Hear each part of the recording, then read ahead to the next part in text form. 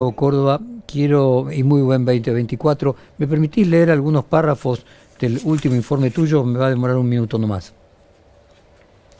Claro que sí, Jorge. Buen día. Buen día. Dice el informe, tanto durante el gobierno de Alberto Fernández como el de Mauricio Macri advertimos en numerosas oportunidades la existencia de consensos precarios, esto es, procesos de aceptación social sobre las gestiones en general o sobre medidas en particular que suelen ser efímeros y acotados en el tiempo. Sin embargo, los gobiernos actúan siempre como si estos consensos fuesen eternos o permanentes y abusan de ellos hasta desgastarlos, generando procesos agravados de colapso de confianza o credibilidad pública que terminan luego afectando seriamente el resto de sus mandatos. El gobierno anterior, el de Alberto Fernández, en tan solo meses pasó de una imagen positiva de 80% en el comienzo de su periodo de negatividad, marcado por hechos puntuales como la foto de la fiesta de Olivos y el intento de intervención de Vicentín. La existencia de consensos precarios, entendemos, son ya la regla y no la excepción del sistema de gobernabilidad argentina. En otro párrafo dice, la imagen personal de Javier Milei y la de su gobierno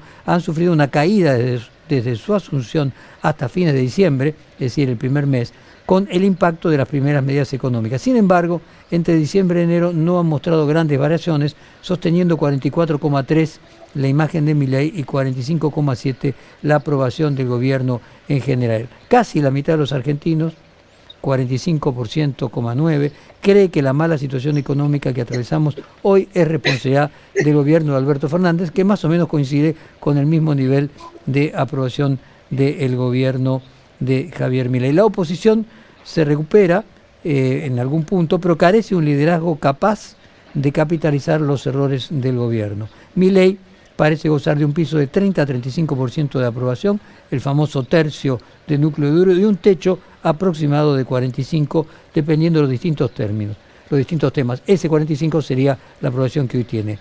Otro párrafo dice, la confrontación con las provincias sea probablemente uno de los errores políticos más costosos para el gobierno de Javier Milei. La inmensa mayoría de los gobernadores de Argentina cuentan con un gran margen de imagen positiva en sus territorios y la legitimidad que tienen los gobiernos provinciales suele superar con creces a la legitimidad de las gestiones nacionales. Pensar que es buena idea confrontar con estas figuras, poniéndolos en la misma categoría de casta que sirvió para confrontar con figuras nacionales mucho más desgastadas, es una maniobra peligrosa que puede poner al gobierno en una situación de debilidad inédita. Solo 34% de las personas que respondieron a esta encuesta están de acuerdo con la idea de aprobar sin más trámite el contenido. Por lo tanto, 66% no. Espero haber hecho una buena síntesis, Gustavo, y ahora me gustaría que vos la profundizaras. ¿A dónde va este gobierno?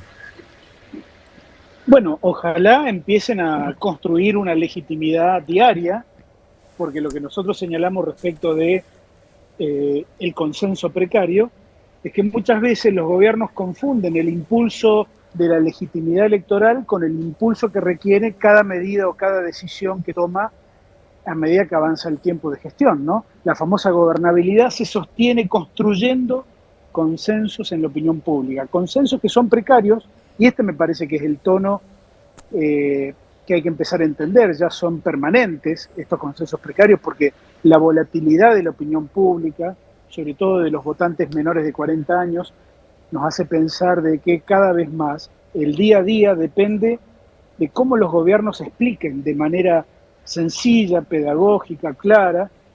Por eso hablamos de construccionismo desde la comunicación gubernamental, ¿no? Como un elemento crítico y ausente en la mayoría de las gestiones. Fíjate, Jorge, que independientemente que hablemos del gobierno de Milei, del gobierno de Alberto, o de gobiernos provinciales o de gobiernos municipales, la mayoría de la dirigencia política todavía no entiende esta lógica de que tienen que generar o construir consensos diarios, ¿no?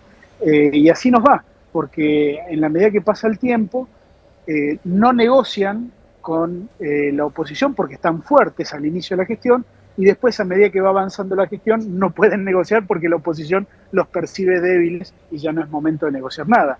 Entonces, creo que la gobernabilidad y la calidad de nuestras instituciones dependen también de que nuestra dirigencia empiece a aceptar y a entender este concepto de cómo se construye legitimidad después de ganar una elección.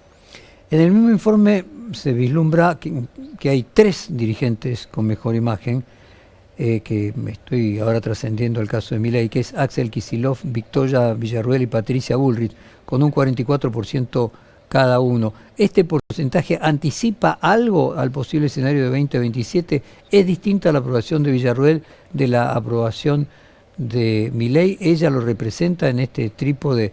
¿Y Patricia Bullrich se diferencia de Milei y representa a Juntos por el Cambio? Mira, Jorge, yo en principio te diría que ya los niveles de imágenes no pueden ser predictores de ninguna cuestión de posicionamiento electoral futuro. No obstante ello, sí el dato significativo que nosotros estamos observando es que la totalidad de los dirigentes que hemos medido tienen diferencial negativo. Y esto tiene que ver con la crisis económica y con el nivel de escepticismo que hay en la sociedad argentina. Sí, déjame decirte que si la comparamos con la encuesta de diciembre, Victoria Villarroel en aquella encuesta tenía diferencial positivo.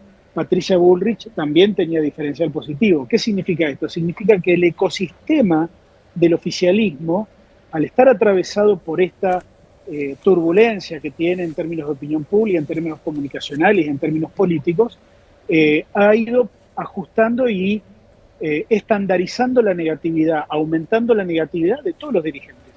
Fíjate que, por ejemplo, lo hemos medido el ministro sin cartera, que es Federico Sturzenegger, que no sabemos todavía qué cargo tiene, creo que es asesor, pero lo hemos medido con una imagen negativa de 54% y una positiva de tan solo 29%. Lo hemos medido, por ejemplo, al vocero Adorni, y tiene un 50% de imagen negativa y un 41% de positiva tan solo. A ver, la referencia para mí ineludible es la CGT. Nosotros siempre que medimos instituciones ponemos los sindicatos, ¿no? Y siempre nos dio el sindicalismo argentino con una imagen negativa superior al 70%, siempre estacionada entre el 70 y el 80%. En esta encuesta, mira vos el dato, la imagen negativa de la CGT no llega al 60%. 57% para ser exacto. Exactamente. Igual que Macri, más o menos. Perdón, menos que Macri, igual que Caputo, Macri negativa 63, la CGT 57, Caputo 57.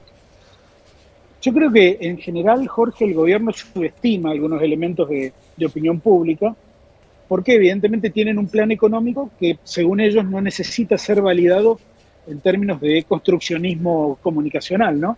Pero estamos viendo que hay cierta limitación a esto, porque ya importantes sectores de la sociedad argentina, cuando nosotros preguntamos, por ejemplo, ¿la marcha de la Argentina está yendo por la vía correcta o la vía incorrecta? Bueno, los que creen que va en la vía incorrecta ya superan el 56%, mientras que solamente un 42% le dan un aprobado. Entonces, si comparamos ese 42% con el 57% que obtuvo en el balotaje en noviembre, estamos viendo ya que ha habido una merma de apoyo muy considerable, de prácticamente 10-15 puntos, ¿no? Y este es lo que me parece que es la parte más rica de la encuesta, que estamos verificando esa merma prácticamente cuando empezamos a hablar de las posiciones económicas, cuando vemos el rol del Estado, cuando hablamos de la discusión respecto de el libre mercado que Milei planteó en Davos, por ejemplo, o la cuestión medioambiental. O, por ejemplo, el tema del ajuste. Cuando nosotros planteamos si la gente estaba de acuerdo o no con la frase, el ajuste lo está pagando la gente, ahí el 80% de los que nos respondieron estuvieron de acuerdo con la frase. Y este dato, Jorge, me parece que es significativo porque ya no es un 50 o un 60, es un 80%. En términos estadísticos es muy transversal a toda la sociedad argentina. Y ahí es donde yo te diría, notamos la debilidad máxima de la narrativa del gobierno, ¿no? Porque no puede lograr revertir este concepto que encuesta tras encuesta lo único que viene es subiendo. En la anterior encuesta medía 64 puntos. Ahora está en el 80% la percepción de que el ajuste lo estamos pagando todos. Ahora, cuando uno mira qué aprobación tiene el gobierno en tu encuesta, aprueba totalmente 36%, desaprueba totalmente 52,8%. Es cierto que aprueba algo hay 9,5%, que si uno se lo suma, llega a ese 45% que vos mencionás, pero en el totalmente está 36 contra 52, ¿no? O sea, se invirtió el orden de la votación del balotaje. Mi pregunta es, ahora desde Córdoba, Vos marcabas en tu informe que fue un error confrontar con los gobernadores que tienen mucha legitimidad. ¿Se está recreando esta idea nuevamente del interior contra el centralismo porteño, encabezado en este momento como significante en Milei, que en otra época era el kirchnerismo conurbano y ahora ese papel del malo porteño le recae sobre Milei?